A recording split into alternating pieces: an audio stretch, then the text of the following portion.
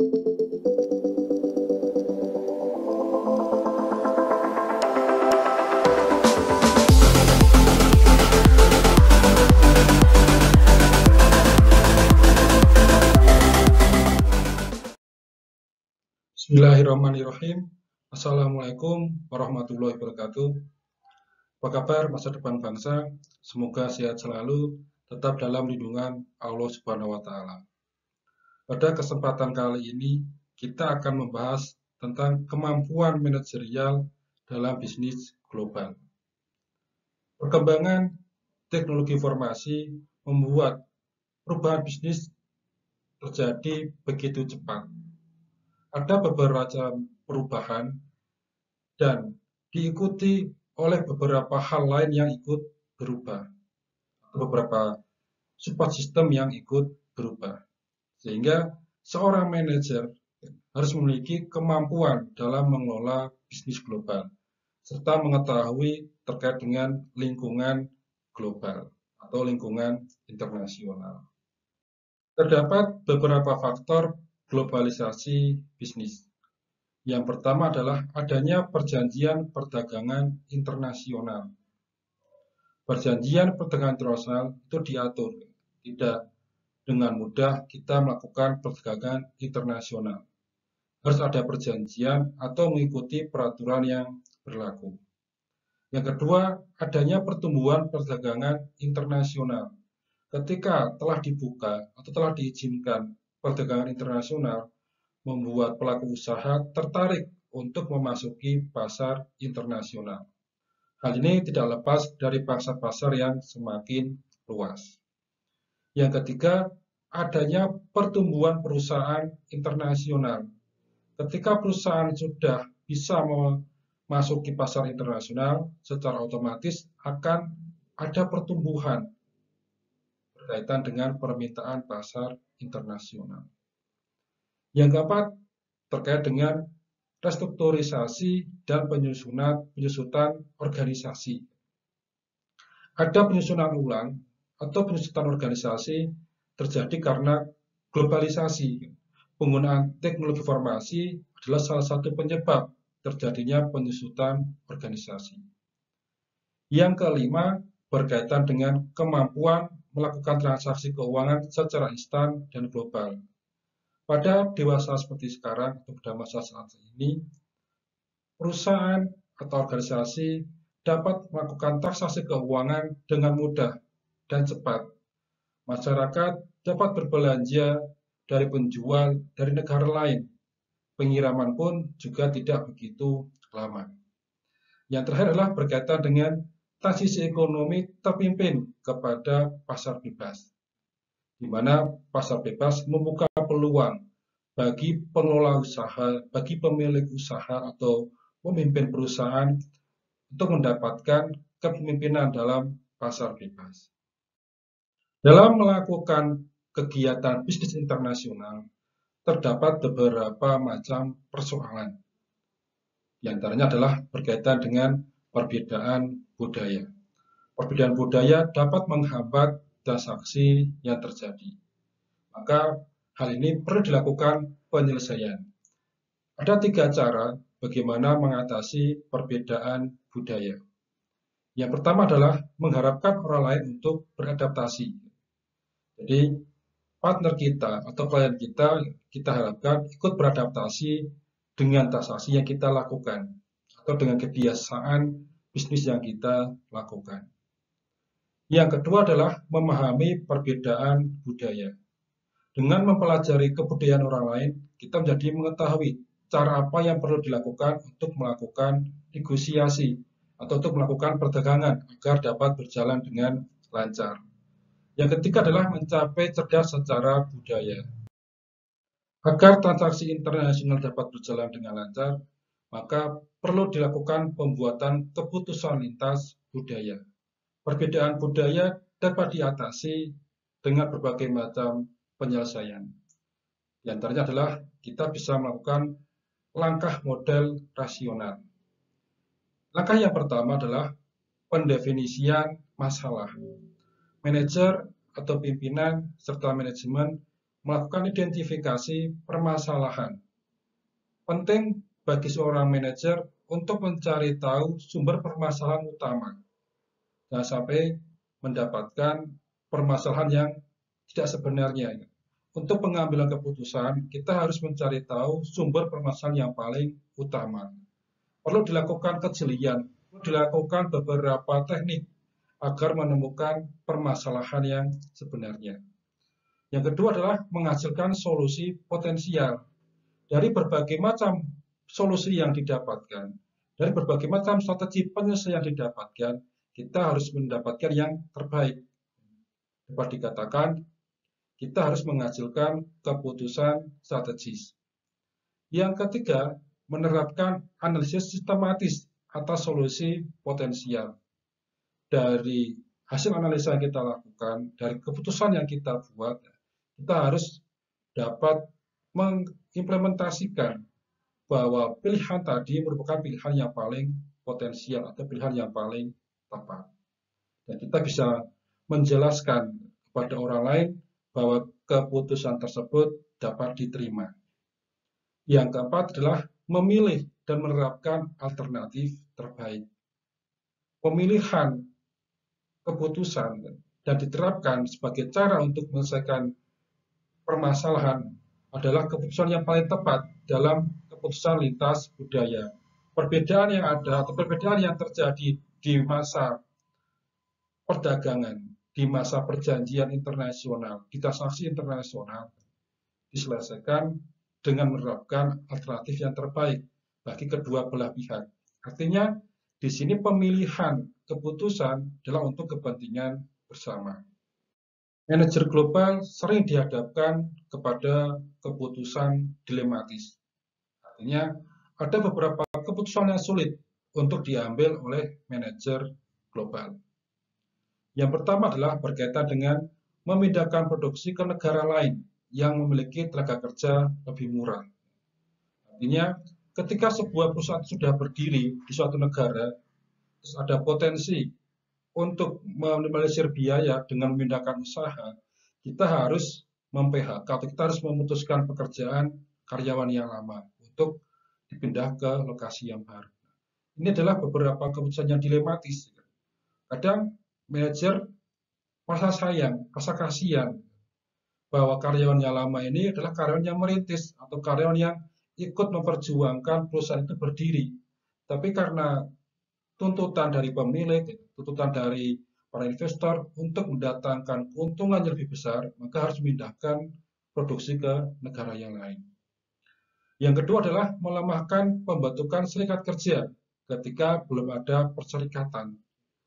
Perserikatan kerja kadang dianggap sebagai sebuah ancaman oleh manajemen. Karena perserikatan kerja bisa membentuk suatu komunitas, membentuk suatu kekuatan yang dianggap mengancam perusahaan. Yang ketiga, mendiamkan pelanggaran lingkungan terjadi akibat lemahnya penegakan hukum. Beberapa perusahaan melakukan pelanggaran peraturan lingkungan atau tidak menjaga lingkungan dengan baik. Ada pencerahan hutan, pembakaran lahan, itu bisa berdampak terhadap masyarakat sekitar. Yang keempat adalah memindahkan aset negara kepada investor asing.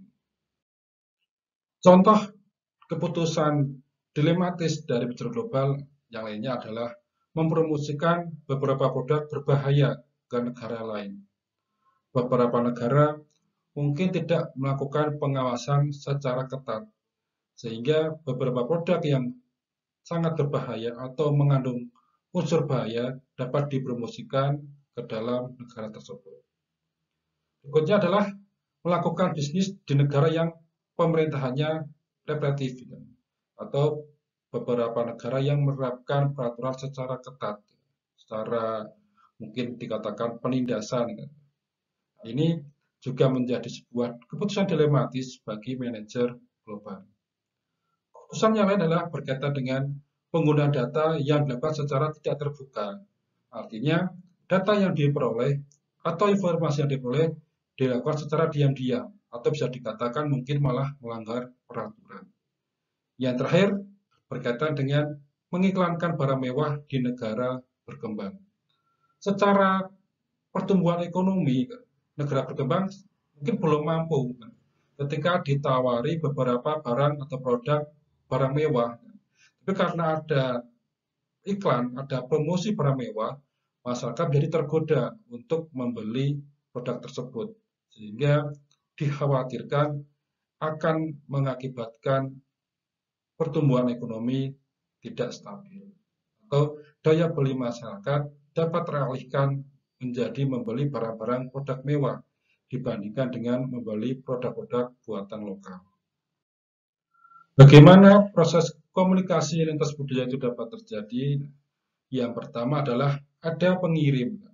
Ada pengirim pesan yang nantinya akan diubah dari pesan diubah menjadi beberapa kode, menjadi beberapa mungkin sinyal yang nantinya akan diterima kembali menjadi sebuah informasi. Dalam proses pengiriman, kadang tidak dalam bentuk informasi, tapi diubah dalam bentuk angka, diubah dalam bentuk kode-kode tertentu, sehingga dapat diterjemahkan, dapat diketahui oleh si penerima dengan menggunakan alat yang bisa membaca pesan tersebut.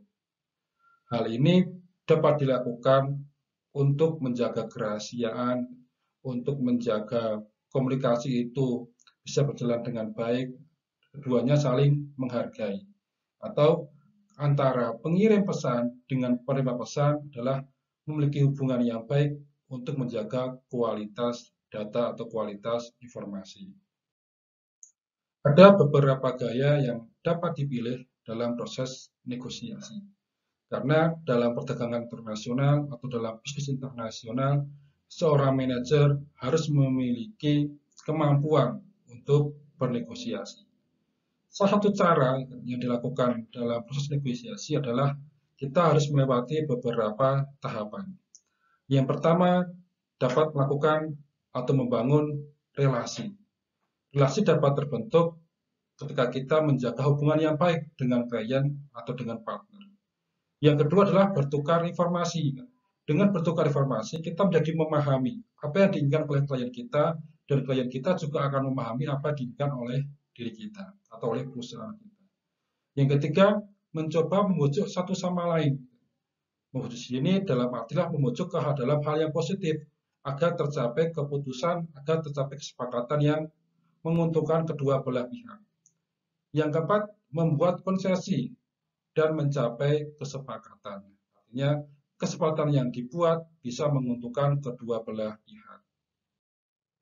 Beberapa prinsip dalam negosiasi dan komunikasi lintas budaya.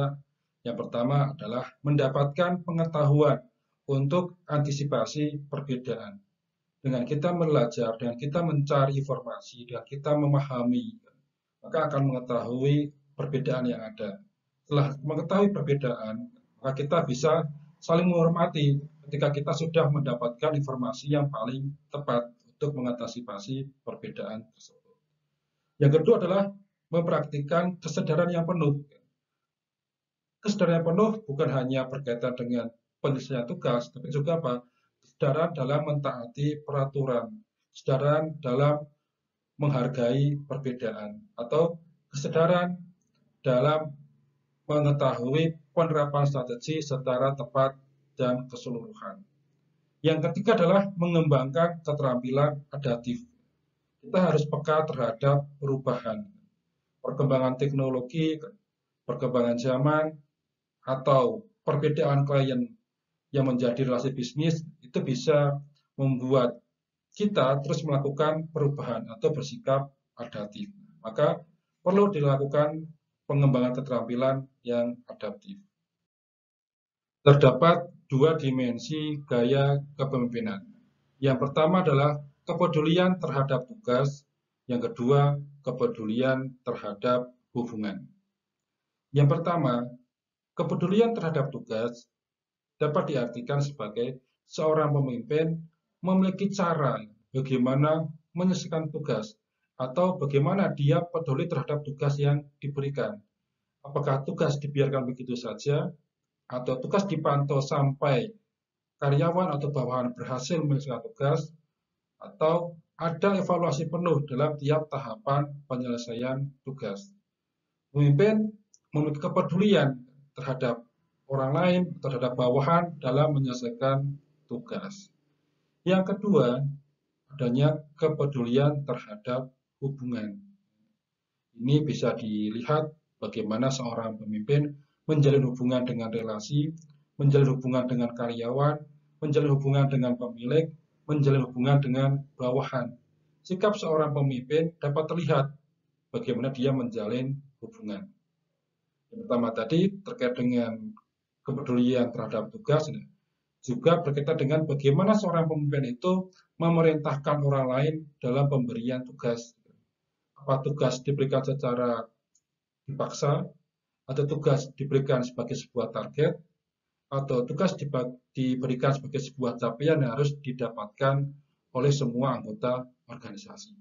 Dua dimensi ini merupakan gaya kepemimpinan. Nilai budaya dapat memengaruhi kepemimpinan.